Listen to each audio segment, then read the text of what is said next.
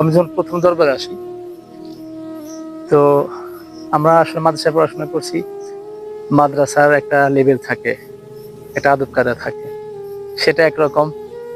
অলিদের দরবারে আদব কায়দা আর এক রকম থাকে। তো অলিদের দরবারে আদব কায়দা কেমন এটা আমার জানা কম ছিল, এখনো কম জানি। তো প্রথমে যখন আসি, তখন এই যে আমাদের এই দিকে রুমটায় আমরা বসতাম।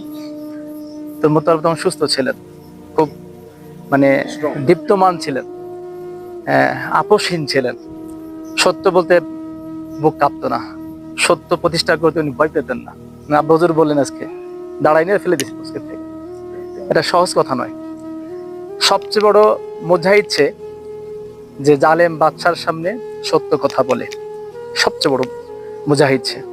তো আমি দরবারে আসছি, তখন আনিসবার সাথে আনিসবার ল্যাজ ধরে তখনও ছিলাম, এখনো তো ল্যাজ ধরেই আসি।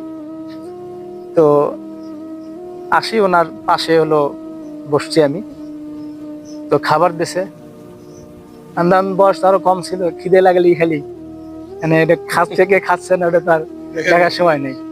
খাবার দিছে, আমি মানে মোতাহার ভাই রাগি, মানে সে আমার পারতেছে না, তিরগুলো বসে আছে, ছিঁড়ে ফেলছি। আর আমার প্রশ্ন যে খাওয়া খিদে লাগছে, বুঝে লাভ আছে না, আমি খাবো।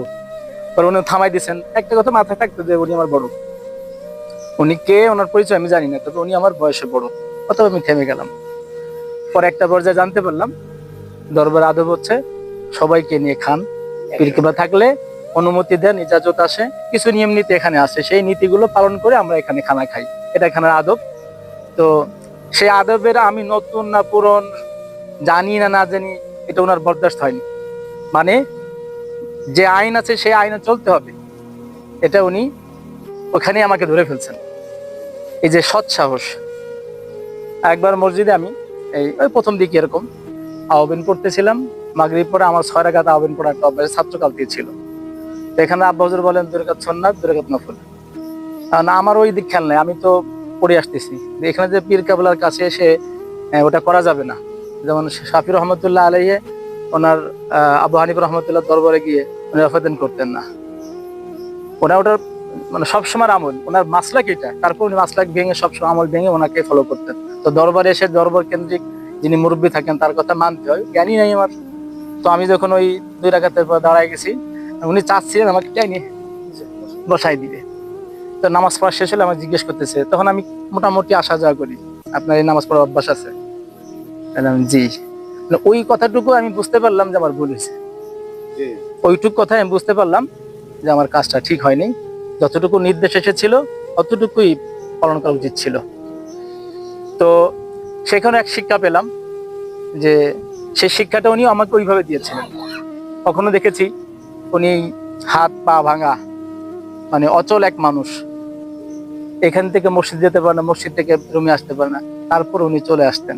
কখনো মোটরসাইকেল তালাই দেবেন, তারপর আর কি হিম্মত, কি আশা, কি আগ্রহ, কি ভক্তি, কি প্রেম, কি বিশ্বাস, কি আস্থা শায়েখের পর আমাদের পর ছিল তার। চলে আসতেন তিনি। আমরা কখনো মসজিদ থেকে ধরে আনছি, কখনো মসজিদ থেকে ধরে নিয়ে গেছি। যখনই উনি মসজিদে ঢুকতেন, যে সম্ভবত ওনার মানে আমাদেরকে ছাড়া যদি একটা পাও দিতে, তাই চেষ্টা করতেন তার থেকে যে হেল্পটা না নিই। একদিন শায়েখ উনি বসে আছেন, বেশি হচ্ছে সময় না না, একদিন উনি বসে আছেন, আমরা চলে আসছি, উনি মসজিদে রয়ে গিয়েছেন। সেদিন আমি আব্বা হুজুরের বক্তব্য শুনে আমার চোখের পানি গড় গড় করে পড়ছিল। সে একজন ছাত্র, তার মুরিদ বা তার বক্তব্য সে আছে, আমরা না নিয়ে চলে আসছি। একজন পীর ভাই আর একজন পীর ভাইয়ের পর কি কর্তব্য হওয়া উচিত, তখন আব্বা একটা জোরালো বক্তব্য দিলেন।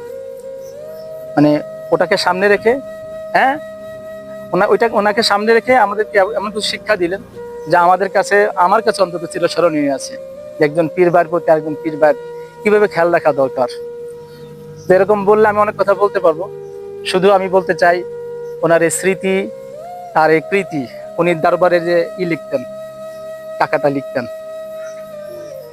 যেটা আজিম ভাই এখন পালন করেন আর কি। আজকে আমি কিছু হেল্প করলাম, তো কথা তো মনে পড়লো আর কি। জয়নাল ভাই ছিলেন, তার কথা মাঝে মাঝে হৃদয় পটে ভেসে ওঠে। তো তার এই স্মৃতি কৃতি আসলে ভুলে যাওয়ার মতো নয়। তার এই দরবারের পক্ষে, দরবারের জন্য যে পরিশ্রম, যে কাজ তিনি করেছেন, তার যা তিনি পাক, তার আদর্শ মাফিক আমরা যেন চলতে পারি। তার যে জীবন আদর্শ আমরা দেখেছি, সেই আদর্শের মাফিক শায়েখ আজকে বললেন। শায়েখের আজকে কথা একটা জিনিস বুঝতে পারছি, উনি বলছেন অন্য একটা রেফারেন্স টানছেন যে তার এক ফতেহ আলী রহমতুল্লাহ এক ভক্ত ছিল, যে বাচ্চা জমিদার ছিল। আবু বকর ফুরফুর রহমতুল্লাহের ডঙ্কা গোটা বিশ্ব চলে, কিন্তু প্রেমের দিক থেকে ওই বাচ্চা ছিলেন বা জমিদার ছিলেন হুজুরের কাছে, তাই উনি ওনার দরবারে স্থান দিয়েছেন। ও কথাটাকে আমি যেটা উপলব্ধি করতে পারছি যে মোতাহারবার আব্বার সাথে এরকম প্রেম ছিল, যার বিনিময়ে তিনি স্থান পেয়েছেন। এত বড় সৌভাগ্য আর কি হতে পারে মানুষের জীবনে? আর কি চা হতে, যার পীর ও মুর্শিদ তাকে ভালোবাসেন, সেই ভালোবাসার টানে পীরের বাড়িতে তার জায়গায় হয়েছে। বা এই ব্যাখ্যা করে আমি বুঝাতে পারবো না। পীর সম্পর্কে যাদের ভালো ধারণা আছে, ক্লিয়ার, মানে মুর্শিদ কি জিনিস যারা ভালো করে বুঝেন, তারা এতটুকু বুঝতে পারেন যে আপনার একটা হাদিস পড়েছেন যে নফল ইবাদতের মাধ্যমে, আল্লাহর স্মরণের মাধ্যমে, জিকিরের মাধ্যমে মানুষ এমন হয়, তার হাত আল্লাহর হাত হয়, তার পা আল্লাহর পা হয়, তার জবান আল্লাহর জবান হয়। তো পীর মুর্শিদ, যিনি সত্যিকার পীর মুর্শিদ, তিনি অমন একজন ব্যক্তি, যার হাত আল্লাহর হাত, যার জবান আল্লাহর জবান, যার বাড়ি আল্লাহর বাড়ি। তো সেই বাড়িতে তিনি স্থান পেয়েছেন। এর থেকে স্মৃতিচারণ আমার কি জানা আছে, কি বলার আছে? আমি শুধু বলতে চাই, আল্লাহ রাব্বুল আলামিন আমাদের জন্য এরকম সৌভাগ্যশাল করে দেন। আলহামদুলিল্লাহ। আসসালামু আলাইকুম।